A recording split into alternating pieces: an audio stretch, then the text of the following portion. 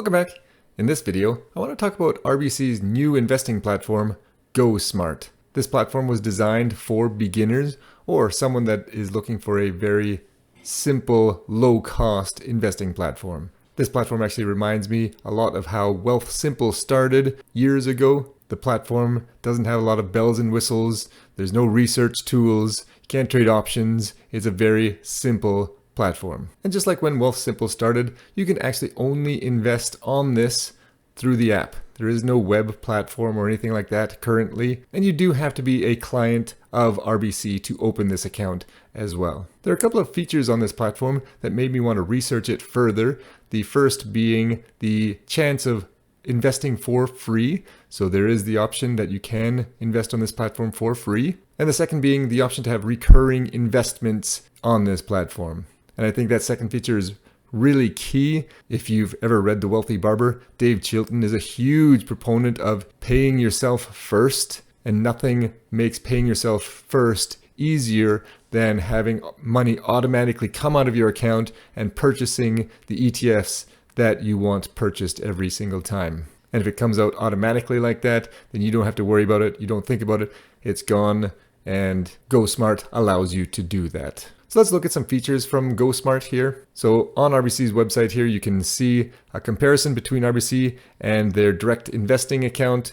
And so you can see that GoSmart is ideal for those that want a simple, low-cost option. Really, if you're a beginner, this is a nice, easy platform to start with. You can only invest in stocks and ETFs, unlike direct investing. There are only a few accounts that you can open under GoSmart, and that is the TFSA, FHSA, and the RRSP. And you can see here, you get 50 free trades on this platform, but you also have access to the 53 ETFs that are free to trade on RBC Direct Investing as well. And here is the list of free ETFs that you could purchase and buy and sell on RBC's platform, and that does include GoSmart. So if you want to invest for free, you do have the option if you want to choose one of these ETFs. You can see that you can only trade in Canadian currency, unlike the direct investing platform. You only have the option to invest on a mobile app. You can see that there's only 3 accounts that you can invest in. You can see that you can do US or Canadian stocks and ETFs, and that's it. Again, very basic. You can see different ways of opening the account, and again, the mobile app is the only way you can do that right now. It looks like you're going to be able to open it online as well soon, and right now, again, you have to be an RBC client, but that looks like it's going to change soon as well. You can see here under the pricing that there are those 53 free ETFs that you can purchase, just like direct investing. There are no ECN fees, and you do get an extra 50 commission-free trades per year. And I believe I did read that that was per calendar year, not when you open the account, so do be aware of that. And if you were investing with RBC's direct investing line, you can see that it's $10 per trade if you don't purchase one of those 53 ETFs. And you can see here with GoSmart, you do have the option for recurring investment tools. Now it does say with the select all-in-one ETFs, there are only 4 ETFs that allow you to do this recurring investment, and that is XEQT, XGROW, XBAL, and XCNS. So those are the iShares all-in-one asset allocation ETFs. And again, you can see here that you can just trade in Canadian currency, and there are some bonuses right now if you sign up for their Avion points as well. So let's dive a little deeper into the pros and cons of the GoSmart account. Let's start with the pros. There are 53 ETFs that you can purchase for free. So you could probably find some index that works for you and use that and trade for free. And if those aren't enough, you do have 50 free trades that you can purchase through a year as well. So that's about 4 per month. So that should be enough for you. Another big pro is the fact that you can set up recurring investments. That's huge. Your options are a little limited. You only have 4 ETFs to choose from for your recurring investments. But I mean, between XEQT, XGROW, XBAL, and XCNS, your needs should be met there. And a big pro for a lot of people will be the fact that this is coming from one of the big 5 banks in Canada. I know from experience, some of my students don't trust online banks. And honestly, it's more so their parents that don't trust them. I find the younger generation don't mind investing with online platforms, but a lot of parents won't let their children open EQ bank accounts, Neo bank accounts, Simply or Tangerine or even Wealthsimple. They trust the big banks. They're willing to pay monthly fees for banking with the big banks, and this is part of the big banks, and you can invest for free with this platform. Another pro is that there is no minimum starting balance. You could put $1 into this account and get started. The bad thing is that you cannot buy fractional shares with this platform. So if you invest $1 or $2 or $10 and you can't buy an ETF or a stock at that price, then that cash just sits there earning nothing as cash. And another big pro to this account is that there are no maintenance fees either. So let's talk about some cons of this platform. One of the cons is that it is mobile only right now. I know most of the younger generation is very comfortable with mobile apps, but there are some people that do prefer to do their banking on a computer, and you don't have that option currently.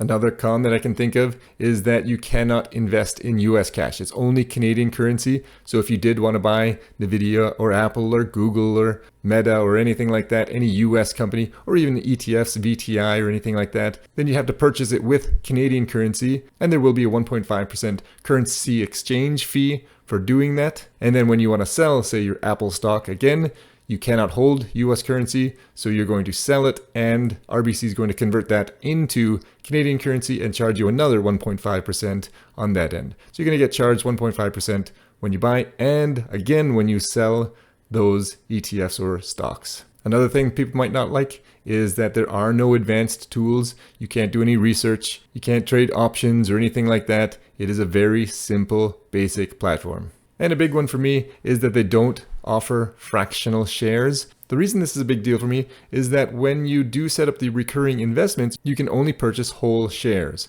So for example, let's say I set up $100 to come out of my Simply account and automatically purchase, let's say, XEQT. Again, you only have 4 options. Let's say I chose XEQT, and let's say hypothetically that sold at $45 per share. So from that $100, I would be able to buy 2 shares at $45, which would be $90 in total. And then the $10 that was remaining would just sit in the account as cash.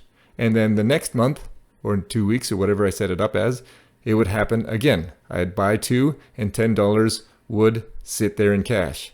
And what happens when XEQT gets to, say, $51 per share? Now when I set up that 2-week recurring $100 payment, I'm able to buy 1 full share, and the remaining $49 gets placed into cash. And you can see the cash just continuing to build up in this scenario, and you still have to go in and manually purchase ETFs or stocks after that. This is not the case with Wealthsimple. With Wealthsimple, you can set up recurring investments. You can set it up so that, say again, every 2 weeks, $100 comes out of your account and you can buy any ETF or stock. It doesn't have to be just limited to one of those 4.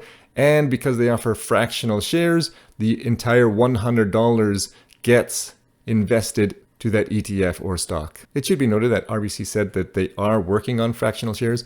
They have said this for a number of years, though. They haven't given a timeline or anything for that. So it would be really nice if they were able to offer that as well. Another con that I could think of was that there's only 3 accounts that you can open with this platform: a TFSA, RRSP, and an FHSA.